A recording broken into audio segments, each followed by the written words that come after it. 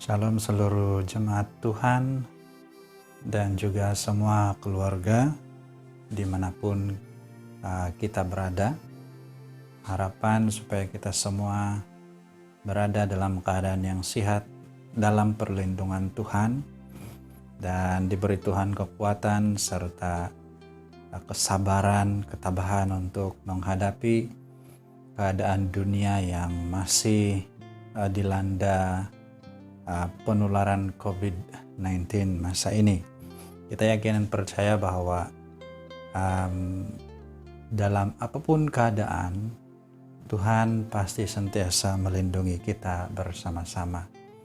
Kita bersyukur kepada Tuhan karena dalam keadaan yang sukar berkumpul dalam satu tempat untuk beribadah, namun kita masih mempunyai banyak cara untuk kita dapat saling berkongsi firman Tuhan. Pada hari ini kita sekali lagi punya kesempatan untuk mempelajari sebahagian dari firman Tuhan. Namun sebelum itu saya mengajak kita untuk berdoa bersama-sama. Bapa di surga, kami sangat mengucap syukur kepada-Mu ya Tuhan, karena di tengah-tengah dunia yang sangat mencabar kami saat ini, yang bukan saja merasa cabaran dari segi jasmani, tetapi juga kami menghadapi cabaran-cabaran iman. Namun kami bersyukur Bapa karena Engkaulah yang membuka peluang demi peluang yang baru bagi kami untuk dapat saling berkongsi firman Tuhan.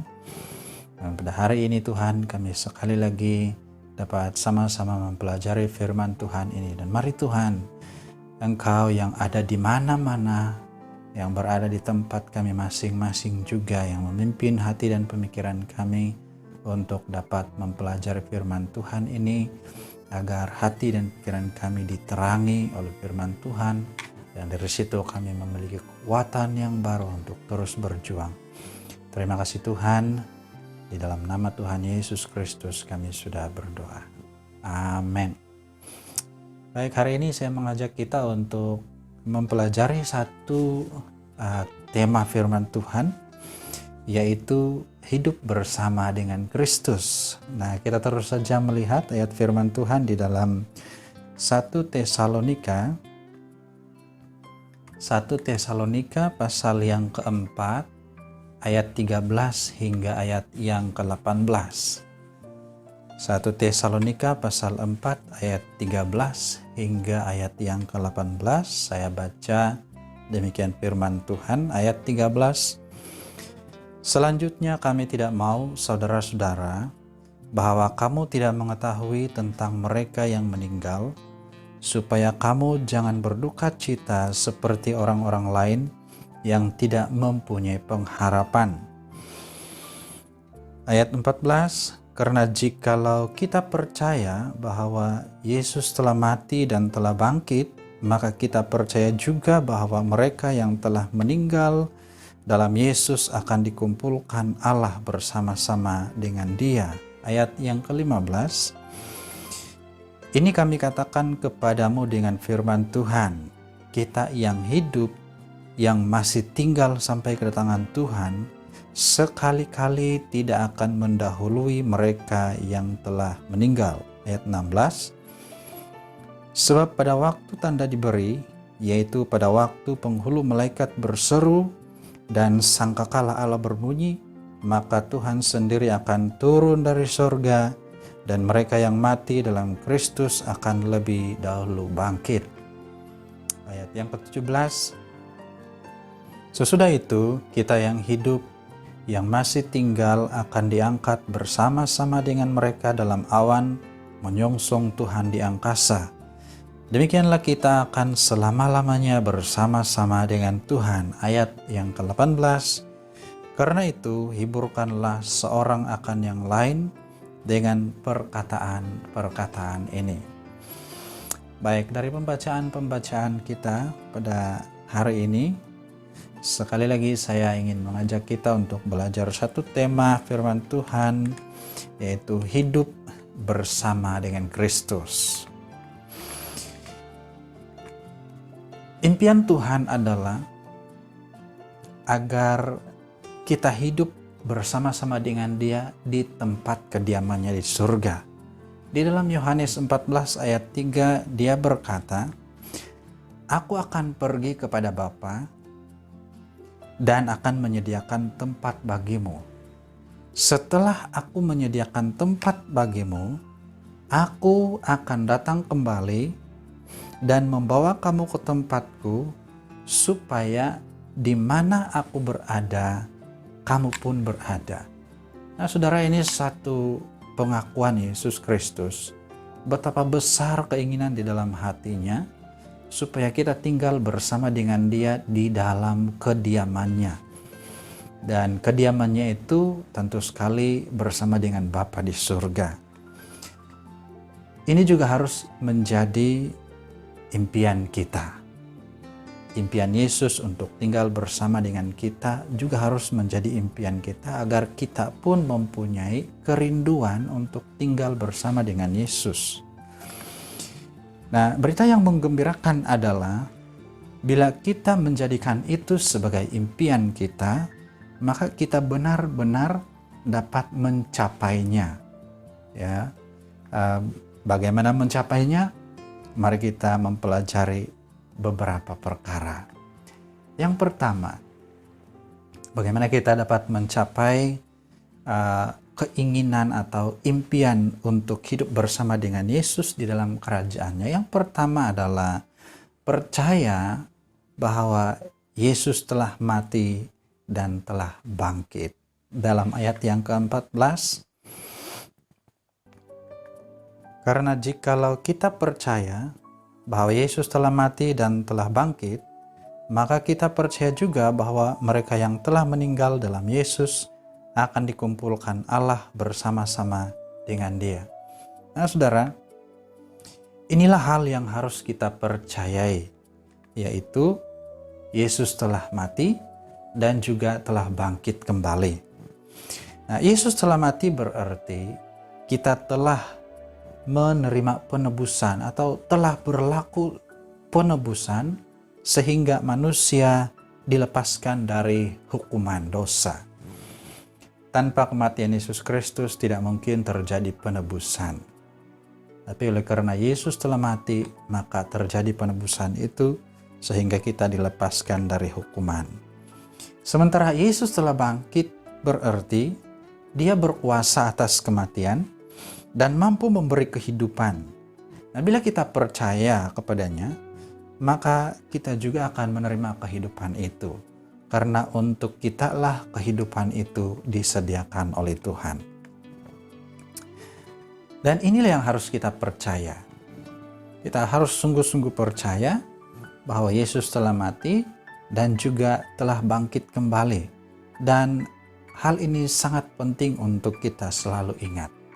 Ya, tidak seharusnya sekadar mengetahuinya dan menganggap itu suatu perkara yang biasa.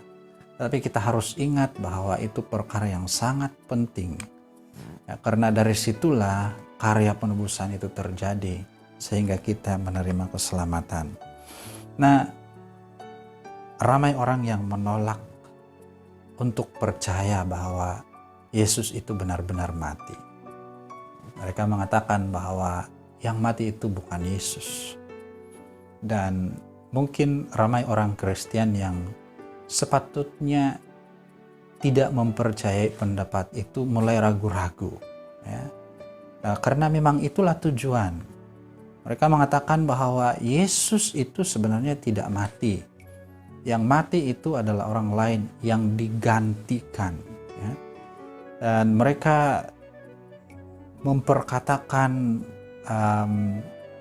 ini penggantian, ya ada berlaku penggantian di salib pada waktu penyaliban itu. Saudara, saya percaya penggantian itu berlaku, ya memang berlaku penggantian, tetapi bukan orang lain yang menggantikan Yesus disalibkan. Tetapi Yesuslah yang menggantikan kita, yang sepatutnya dihukum karena melakukan dosa, Tetapi karena kasih-Nya yang besar kepada kita, maka Dia sendiri mengambil hukuman itu, melaksanakan hukuman itu atas dirinya sendiri, sehingga kita yang sepatutnya mati telah menerima keselamatan. Nah, bila orang menolak untuk percaya tentang kematiannya atau tidak percaya bahwa Yesus telah mati, maka kita juga menolak kebangkitannya. Ya, sebab kalau kita tidak percaya Yesus mati, kita juga tidak percaya bahwa Dia bangkit. Karena siapa yang bangkit kalau tidak ada yang mati, ya? Karena itu, bila kita menolak kematiannya, itu berarti kita menolak kebangkitannya. Maka bila itu berlaku, bukan saja kebangkitannya yang kita tolak, tetapi juga seluruh karya penyelamatan yang dilakukan oleh Yesus itu kita tolak. Kita tidak percaya itu semua berlaku. Nah, bila itu semua berlaku, berarti kita tidak memberi peluang kepada diri kita untuk mengalami karya penyelamatan yang dari Tuhan. Dan saudara, saya tegas mengatakan bahwa bila itu berlaku dalam diri kita, kita sedang mengalami satu kerugian yang besar. Namun satu hal yang indah bagi kita, bahwa selagi kita ada di dunia ini, itu berarti kesempatan untuk kita mengubah pandangan kita tentang Yesus, mengubah pandangan kita tentang kebenaran yang sejati, mempercayai bahwa Yesus itu memang Tuhan yang telah mati dan bangkit kembali. Maka dengan itu kita akan membuka peluang yang besar kepada diri kita untuk mengalami karya penyelamatan Yesus. Yang kedua, bagaimana kita boleh menggapai hidup bersama dengan Yesus di dalam kediamannya? Yang kedua adalah hidup di dalam Kristus.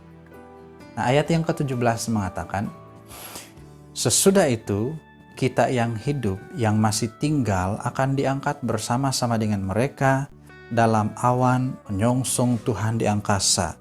Demikianlah kita akan selama-lamanya bersama-sama dengan Tuhan. Pak, ini satu perkara yang indah. Selamanya bersama dengan Tuhan. Selamanya merujuk pada suatu waktu yang tidak ada penghujungnya, saudara. Dan bersama dengan Tuhan itu adalah suatu perkara yang indah, yang lebih indah daripada apa yang ada di dunia ini. Keindahan yang tidak pernah wujud di dunia, keindahan yang tidak pernah dirasakan oleh siapapun di dunia ini. Dan hidup selamanya di dalam keindahan itu. Nah, dalam ayat ini mengatakan akan diangkat bersama menyongsong Tuhan di angkasa. Nah, itu orang-orang yang hidup. Orang-orang yang hidup pada waktu Yesus datang ke dalam dunia. Dan mungkin kita boleh bertanya kepada diri kita sendiri, apakah waktu Yesus datang saya masih hidup atau sudah mati? Ya. Nah, kalau kita masih hidup pada waktu Yesus datang, kita juga boleh timbulkan pertanyaan ini, apakah bila kita bertanya tentang apakah Yesus datang sewaktu saya masih hidup, nah itu akan membuatkan kita sungguh-sungguh mempersiapkan diri kita untuk menyambut kedatangan Tuhan Yesus. Sebab kita tidak tahu bila Yesus datang. Yesus boleh datang bila-bila masa. Dan keadaan bumi kita sekarang ini menjadi dasar untuk ramai orang berkata bahwa Yesus benar-benar tidak lama lagi akan datang. Dan kalau kita lihat keadaan dunia, ada kebenarannya, ya. Namun saya punya tips untuk kita supaya kita lebih tidak dibingungkan oleh pendapat yang bermacam-macam, karena sebagian orang berkata, oh ini tanda-tanda kedatangan Yesus. Dan ada orang juga berkata, oh ini berlaku seperti beberapa puluh tahun yang lalu. Ada juga wabak terjadi melanda dunia dan akhirnya hilang dan Yesus tidak datang. Sampai sekarang beberapa puluh tahun Yesus tidak datang. Nah saudara, saya punya tips yang saya pegang sendiri adalah sama ada keadaan dunia sekarang ini merupakan tanda-tanda bahwa Yesus memang mau datang segera, atau sebaliknya persiapan diri itu harus sentiasa terjadi. Ya, sama ada Yesus mau datang hari ini atau hari esok, kita harus bersedia 100%, 100%. Ataupun Yesus lama lagi mau datang, persiapan kita itu harus tetap sama. Persiapan kita tidak boleh kurang, ya. Kita tidak boleh jadikan waktu Yesus datang itu masih lama atau sudah dekat itu sebagai ukuran kita untuk melipat gandakan usaha kita mempersiapkan diri kita. Nah, persiapan diri itu harus sentiasa dalam keadaan apapun. Kita tahu atau kita tidak tahu Yesus mau datang itu bila, persiapan diri itu tetap harus sentiasa berlaku dalam hidup kita. Supaya kalau tiba-tiba Yesus datang, kita sudah bersedia, ya. Tapi kalau Yesus masih lama datang pun, kita tetap bersedia. Karena kita mengambil kira umur kita juga. Kita tidak tahu bila kita akan meninggal, bila kita akan mengakhiri hidup. Nah, karena itu kita harus mempersiapkan diri kita senantiasa. Nah, semasa kita masih hidup, kita masih hidup yang di dalam tubuh jasmani kita ini, maka kita harus hidup di dalam Tuhan. Hidup di dalam Tuhan. Maksudnya, kehidupan kita berlangsung dalam lingkungan firman Tuhan. Ya, tidak boleh ada kegiatan-kegiatan atau hidup kita ini berlangsung di luar dari kebenaran firman Tuhan. Yang itu bermaksud kegiatan harian kita, apapun kegiatan harian kita, seperti bekerja, dimanapun kita bekerja, pergaulan kita dengan sesama, kemudian cara kita mengolah diri, mengelola diri, cara kita mengelola keluarga kita, cara kita mengelola keuangan kita, cara kita mengatur masa depan kita. Semua kegiatan-kegiatan harian kita, makan minum kita pun kita juga harus ambil kira supaya hanya yang berada di dalam lingkungan kebenaran firman Tuhan. Ya, sebab ada cara makan, ada cara minum dari dulu sampai sekarang yang di luar kehendak Tuhan. So, hal-hal yang kecil seperti ini pun, yang kita anggap kecil seperti ini pun harus kita perhatikan apakah itu sesuai dengan kehendak Tuhan. Ya. So, ada orang makan dengan cara yang melanggar firman Tuhan, ya.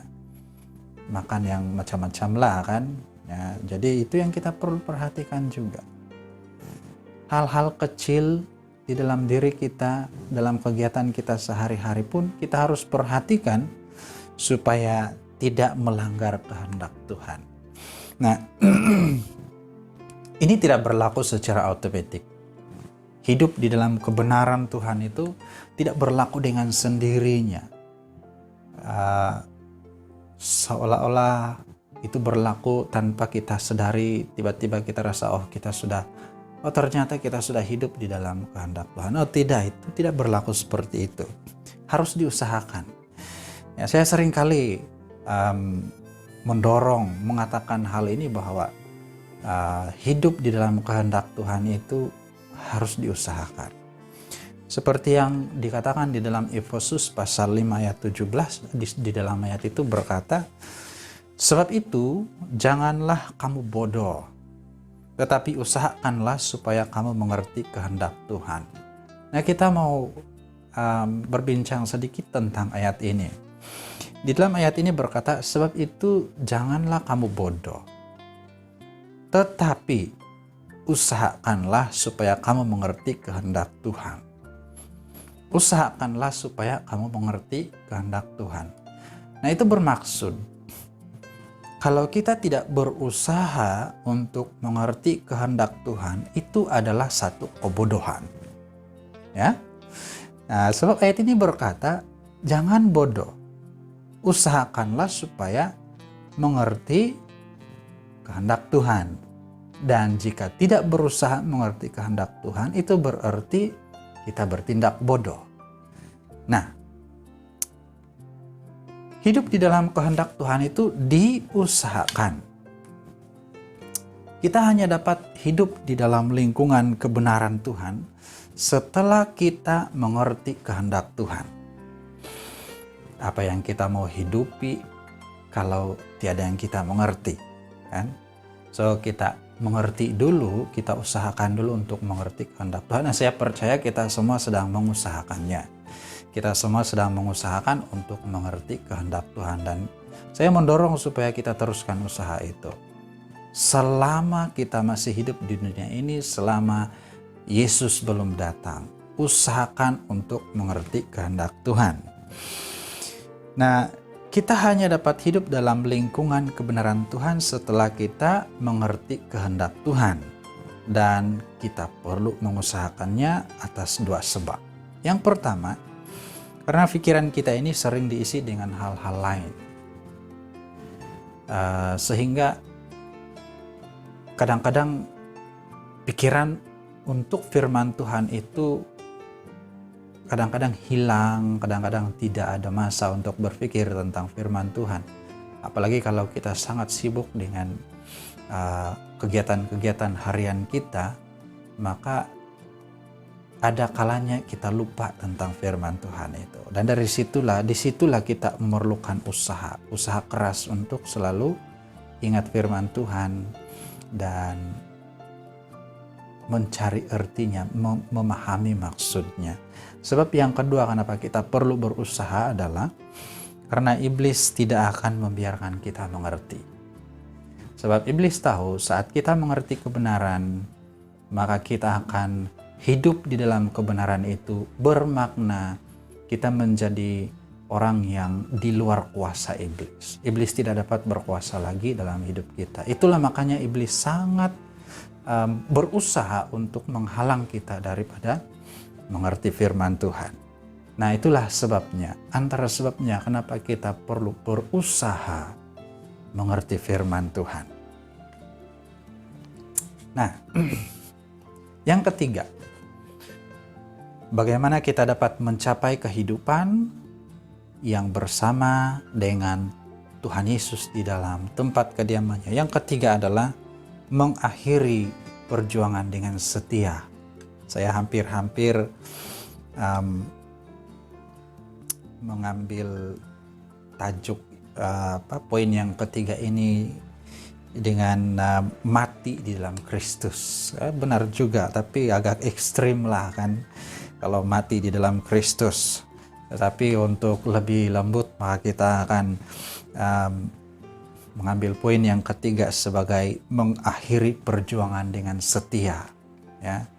Tetapi di dalam ayat yang ke-14 itu mengatakan, karena jikalau kita percaya bahwa Yesus telah mati dan telah bangkit, maka kita percaya juga bahwa mereka yang telah meninggal dalam Yesus, mereka yang telah meninggal dalam Yesus akan dikumpulkan Allah bersama-sama dengan Dia. Jadi tidak salah juga kalau kita bilang poin yang ketiga ini adalah meninggal dalam Yesus. Ya, jarang-jarang kita berbincang tentang meninggal dalam Yesus ini. Tetapi hal ini perlu kita perhatikan sungguh-sungguh. Perlu kita sematkan di dalam hati, dalam pemikiran kita tentang meninggal di dalam Yesus. Ya, karena perkara ini sangat penting untuk kita selalu ingat. Meninggal di dalam Yesus itu penting untuk selalu diingat dan difahami. Itu bermaksud kita mengakhiri kehidupan kita ini dengan setia, dengan benar, hidup benar di hadapan Tuhan. Nah, mereka yang meninggal di dalam Yesus akan dikumpulkan oleh Allah bersama dengan Kristus. Dikumpulkan. Artinya tidak dibiarkan ada orang yang tersisi, semuanya dikumpulkan. Dan mereka yang dikumpulkan itu adalah mereka yang meninggal di dalam Yesus, yang mengakhiri hidup dengan kesetiaan. Nah, kita sering mendengar orang berkata demikian. Yang menjadi penentu bukanlah bagaimana kita memulakan, melainkan bagaimana kita mengakhirinya. Dan ada juga kebenaran di dalam kata-kata ini. Kalaupun kita memulai perjalanan rohani kita dengan baik, tetapi kalau kita mengakhirinya dalam keadaan yang rusak, permulaan yang baik itu tidak akan memberi apa-apa makna kepada kita. Sangat baik kalau perjuangan diakhiri dengan baik walaupun permulaannya kurang baik, daripada permulaan yang baik tetapi pengakhiran yang rusak. Tetapi akan lebih baik, akan menjadi lebih baik jika kita memulakan dengan baik dan juga mengakhirinya dengan baik. Sebab pasti ada sesuatu berkat khusus untuk mereka yang memulakan dengan baik, meneruskannya dengan baik, dengan setia, dan mengakhirinya dengan baik. Pasti ada sesuatu keistimewaannya, ya. Walau bagaimanapun, kalau permulaan kehidupan rohani kita dulu kurang baik, bukan berarti kita sudah kehilangan berkat-berkat itu, ya. Kita masih hidup di dunia saat ini. Kalau Anda sedang mendengar firman Tuhan ini, menonton video ini, berarti Anda masih hidup, dan itu bermakna masih ada kesempatan untuk memperbaiki kehidupan di hadapan Tuhan, ya. Nah, jika permulaan kita kurang baik, tidak perlulah kecewa. Ya, kalau kita masih hidup hari ini, berarti kita memiliki kesempatan. Itu kesempatan yang baik untuk menjalani hidup yang berkenan kepada Allah, dan hidup dengan setia sampai akhir, ya, supaya kita menggenapi kalimat yang mengatakan mati di dalam Kristus. Nah, mati di dalam Kristus itu mempunyai makna yang sangat dalam. Ya, ramai orang yang takut mati. Ya. Antara pemikiran saya tentang kematian adalah sebab saya tahu bahwa nanti selepas kematian itu ada suatu dunia yang lebih indah.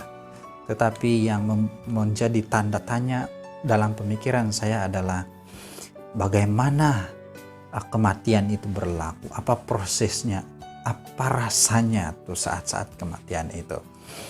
Tetapi kematian itu sendiri bukanlah akhir dari kehidupan. Saya sering kali mengatakan ini, kematian bukanlah akhir segala-galanya, tetapi kematian itu merupakan pintu peralihan. Saya namakan sebagai pintu peralihan dari satu dunia yang kita hidupi sekarang ini kepada satu dunia yang baru, yang sama sekali berbeza dengan dunia kita yang ada sekarang ini. Nah, kematian itu sendiri bukanlah suatu hal yang merugikan apabila kita hidup dan mati di dalam Yesus. Tetapi sangat malang kalau kematian itu berlaku di luar Yesus Kristus. Itulah sebabnya, saudara, kita sering kali didorong oleh firman Tuhan agar tetap setia kepada Tuhan. Selama kita hidup, kita setia sampai pada hari terakhir, ataupun pada waktu kita menghembuskan nafas yang terakhir, kita meninggal sebagai orang yang percaya kepada Yesus. Maka kematian itu merupakan pintu peralihan kepada dunia yang lebih indah. Nah, saudara, baik yang mati di dalam Kristus maupun yang hidup, yang percaya bahwa Yesus itu adalah Tuhan, semasa Yesus datang masih tetap percaya akan tinggal bersama-sama dengan Tuhan selama-lamanya. Ya. Perkara ini sangat sederhana untuk difahami, yaitu percaya bahwa Yesus telah mati dan bangkit kembali. Mengikuti Dia dengan setia sampai kepada nafas yang terakhir. Itu perkara yang simpel untuk dipahami. Percaya kepada Yesus bahwa Dia mati dan bangkit kembali, hidup dengan setia di hadapannya, sehingga pada akhir hidup tetap setia kepada Tuhan. Itu kita pahami, ya. Tetapi untuk mengamalkannya, kita memerlukan komitmen yang tinggi dengan usaha dan kerja keras, ya. Namun untuk orang-orang yang setia, yang tetap mengandalkan Tuhan walaupun dalam keadaan yang sukar, untuk orang-orang yang setia, Tuhan sudah menyediakan upah yang luar biasa indah, yang setia sampai akhir hidupnya. Jadi saudara, firman Tuhan yang kita pelajari hari ini mengajar kita bahwa Yesus rindu kita tinggal bersama dengan Dia. Maka Yesus telah memberikan jalan kepada kita bagaimana kita menggapai atau mencapai kehidupan yang bersama dengan Dia di dalam kerajaannya yang penuh dengan keindahan. Nah, kita bersyukur karena firman Tuhan sentiasa mengajar kita bagaimana kita melakukannya. Dan hari ini juga kita sudah belajar 3 perkara yang dapat kita lakukan supaya kita boleh hidup bersama dengan Tuhan. Marilah kita sebagai orang yang mengasihi Tuhan, yang merindukan Tuhan, saling mendorong satu dengan yang lain. Karena kita saling memerlukan. Kita saling memerlukan orang lain, keluarga kita, untuk saling mendorong. Agar kita tetap kuat, kita tidak berjuang sendirian, tapi kita berjuang bersama-sama, saling menguatkan satu dengan yang lain. Mari kita berdoa. Bapa di surga, terima kasih untuk firman-Mu yang kami sudah pelajari bersama-sama pada hari ini. Kami rindu Tuhan, supaya di dalam hati kami juga tersimpan satu keinginan yang besar, satu kerinduan impian yang menjadikan impian Tuhan untuk tinggal bersama-sama dengan kami itu sebagai impian kami juga. Dan itulah nanti yang akan mendorong kami untuk lebih berkomitmen lagi mengikuti Tuhan, untuk setia kepada Tuhan sepanjang hidup kami. Kami tahu Tuhan bahwa cabaran pasti ada. Namun satu hal yang kami yakin adalah Tuhan tidak pernah meninggalkan kami sendirian. Dan Tuhan tidak pernah membiarkan kami mengalami hal-hal yang lebih berat dari kemampuan kami. Karena kami tahu Tuhan juga bahwa Engkau tetap bersama dengan kami, menopang kami, dan memberi kekuatan kepada kami senantiasa. Beri kami hati yang rindu untuk menyatakan ini juga kepada orang lain, supaya mereka juga mengenal Yesus Kristus dan mengerti isi hati Tuhan, dan menjadi kerinduan Tuhan itu menjadi kerinduan mereka juga. Terima kasih Tuhan.